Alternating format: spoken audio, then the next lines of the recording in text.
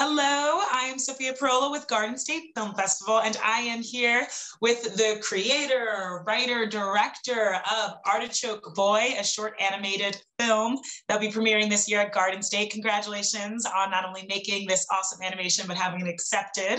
Thanks. It's awesome. I appreciate it. Thanks for having me. I appreciate it too. I appreciate you being here and talking to us today, and Yeah. I can feel your energy through the Zoom. It's so awesome. Good. So I'd love for you to just introduce yourself and the multiple titles you have in this film. And then can you tell everyone a little bit about Artichoke Boy? Yeah. So I am Phil Eichinger. I am a professional actor by trade. And I'd like to consider myself a professional writer as well, becoming over the past few years. And I would say, I think over the summer and the fall, I just kind of fell into my lap this little project. I have, at the time, it was June, I have the date written down, June 28th, 2020. I was doodling in my daughter's room. She was 3.10 at the time. And I was telling you, I have a fine arts degree from college. So I was doodling, and we doodle all the time together. And I did this little doodle of this character. And I ripped it out of the book. And I'm like, you know what? I'm saving this thing for later because there's something there. And I wrote The Adventures of Artichoke Boy on it. I don't know why. It's just this cute little character. Put it aside, put it in the office. About a week later, I had this idea because, again, my daughter had a funny little quote. She said, I wrote it down. I have my little notes here. She wrote this little note that said, I wish I can be a different color. I wish I was the color of a grape or an artichoke. And I actually used that line, tweaked it a little bit in the script because it was an artichoke. I tweaked it to like, I want to be the color of a plum or an eggplant, something like. But that little line, it was like probably a week after I did that doodle. I put that in the office. I'm like, I sat in the office and I still want to be creative while, downtime. I was fortunate enough to still be getting a lot of awesome auditions on the side. My agents they've been working nonstop. So I'm always auditioning, which is great. But I like creating my own content, especially if I'm inspired to do so. I'm going to do it, and I'm going to do it full force. So from top to bottom, this took about 4.5 months from that doodle to the final film that you guys selected. And so I was pretty stoked because I was like a go-getter with it. I'm like, I want to challenge myself for something completely new that I've never done before. I have the drawing skills, but I don't know how to animate. So I just went out, I searched for animators. I found 2 guys, narrowed it down. And this one guy I found, he was a young dude, graduated college recently from Ringling, which is a phenomenal animation school.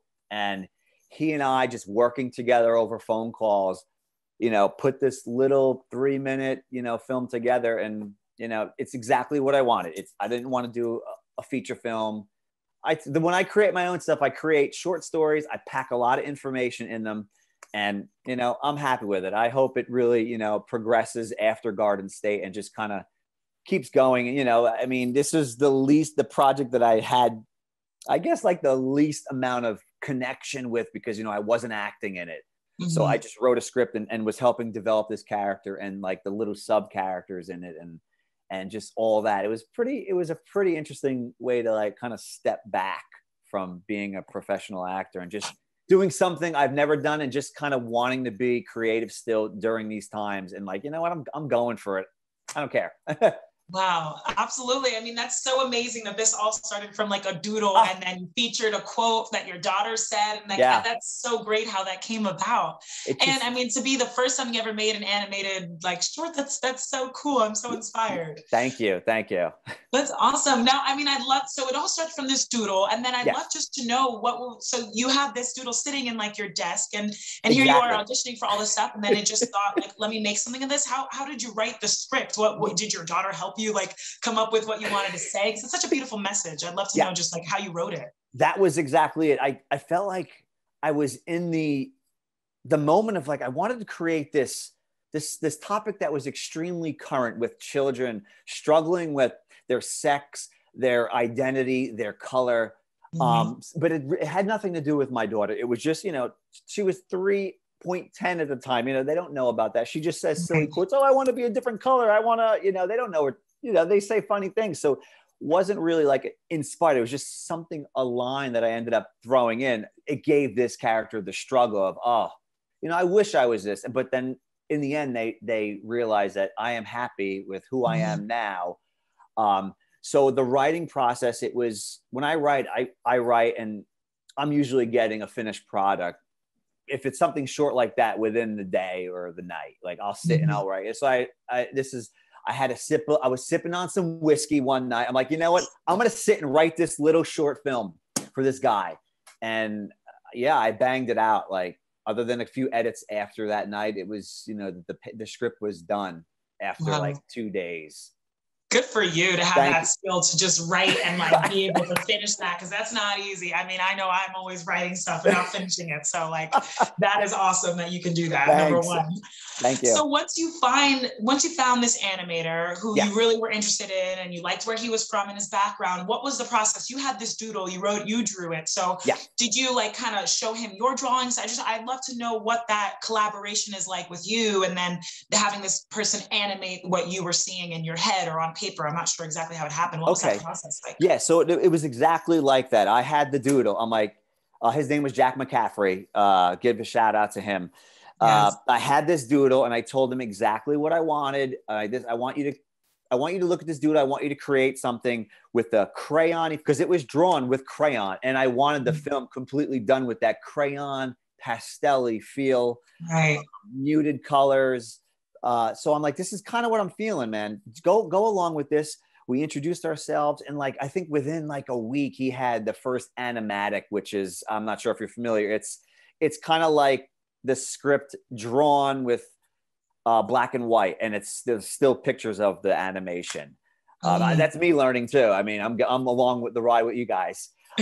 So it was so quick, the process. I found him, and he was so appreciative. Like, wow, you found me. You know, you're an established kind of actor, and I really appreciate you hiring me for this and stuff like that. I'm like, heck yeah, man. I mean, I felt it with him, and he did it exactly what I wanted. And he kind of understood the message to get across. And it was just him and I doing this project. Other than, you know, what I had about 13 other people kind of involved in the project, you know, behind the scenes, helping out with, you know, cost. And I had a bunch of people, you know, donate and support my films as they have in the past.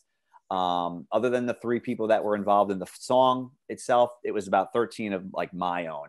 But he and I were the ones that did, you know, everything for, like I said, the 4.5 months of work. But it was quick. I mean, I found him, I think, in 2 weeks. Like, as soon from that drawing, like 2 weeks, I'm like, nope, you're the guy. He lived in Colorado, LA at the time, but moved to Colorado because he's like, oh, I don't need to be in LA anymore during these times to be an animator.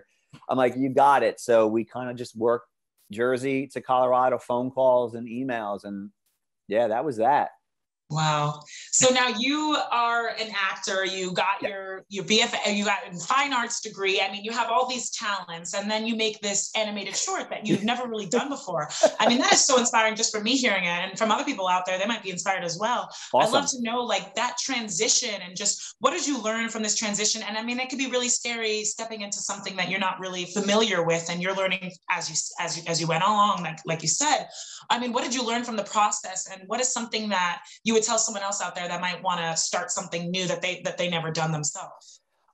Just dive into stuff. You know, who's holding your back? If you're sitting home like everybody's doing, just for one, just dive into anything, whether it's good or bad.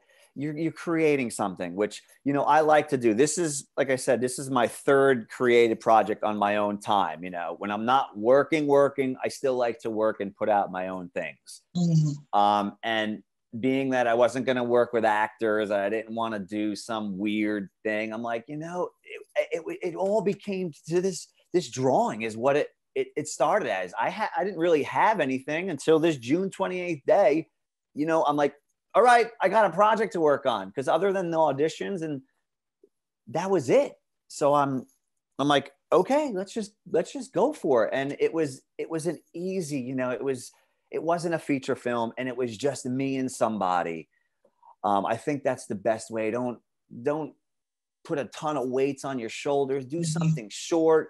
if the message is solid, you know, have people read it and be like, it's missing some loose ends, tie it up, tell us what you really, you know, I think it's just about the people around you that help you construct it, edit it, or say, no, this is a good story. This needs to kind of get out there in a fun, whimsical, quirky way, kind of like how I am. It's a very unique way of telling, you know, the gender and sex of a child through fruits and vegetables. I don't know where, but it was the whole line of like, I want to be a different color. It was just like someone struggling, you know, even as an adult, people that struggle. But I think it's a great message, and it's a child-friendly film, and I think it's cute, to use a simple word. The character is adorable. I mean, I was telling the animator when we first got together, I'm like, if this character like walked into like a casting office, they'd give him a series right away. He's that kind of guy. I love that. I love that. I mean, and that's perfect what you said too. Like, it really is relatable no matter what age. It's very universal, where you don't have to, it is kid friendly. So a kid can also love to watch this, but it also has an important message. And no matter who you are, you know, it really is beautiful to watch it in a universal language. Wonderful. Yes. And I mean, I'd love to know why you wanted to submit this to Garden State Film Festival. I mean, what does Garden State mean to you? And also, I mean, with an important message that is kid friendly, but also anyone can watch, what do you hope that people watching this can get out of watching Artichoke Boy? Okay, well, as for Garden State Film Festival, being from New Jersey, I've been living in New Jersey since 1986, and I actually submitted my 2 previous projects to Garden State. No good, but whatever. It's funny that my animated film gets in, not my exquisite acting in some of them, you know, but I'll take it. And Garden State is, you know, it's the biggest festival in New Jersey, and it's pretty awesome that something that I created almost like behind the scenes got in. So, I mean, it's just a simple answer. It's, you know, the biggest in New Jersey. And I was going, you know, heliosphere's the limit for this film. I, you know, submitted to some huge Oscar affiliated ones. You know, I know it's short, but I mean, you like to answer your other question previous. If you got the funds, if you got nothing, just go for it. You don't know what someone's feeling one day, opposed to you know, another festival. We don't like this thing. But we love it. It's like this business is, there's no rhyme or reason. You just put stuff out there and see what sticks. And I hopefully it continues to stick, because this is the beginning of Artichoke Boy, of the whole process of films. Like Garden State is only the second festival because it's just starting.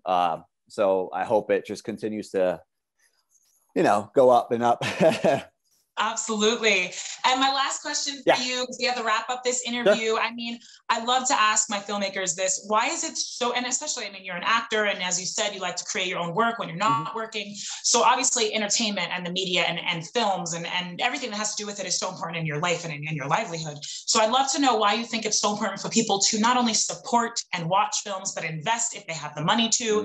Just like, what does film bring to the world and people and audiences watching it, especially during, you know, the climate that we're in right now, which is not an easy climate at all. No. And people may not think the arts is on the top of their list of what's important, but it is still as important. So why, to you as an artist and a filmmaker and actor, what is the art so important for the world to invest in?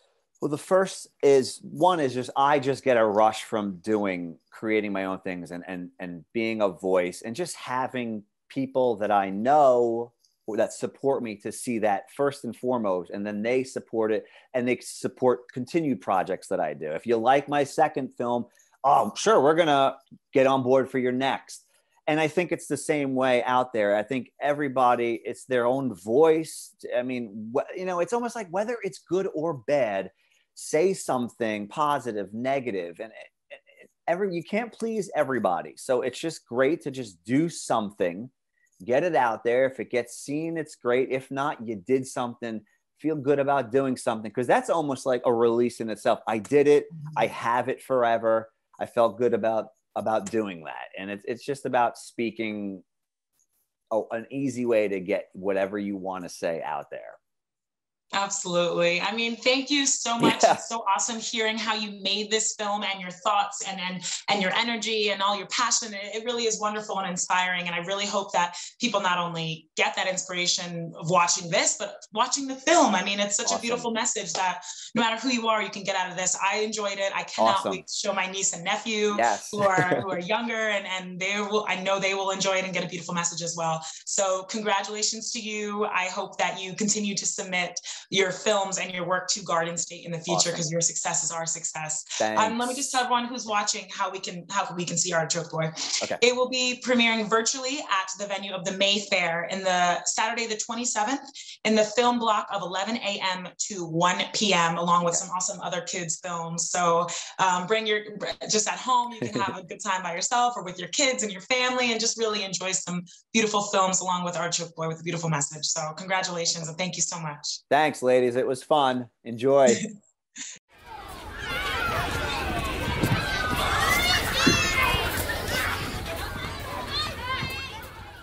What kind of heart do you have?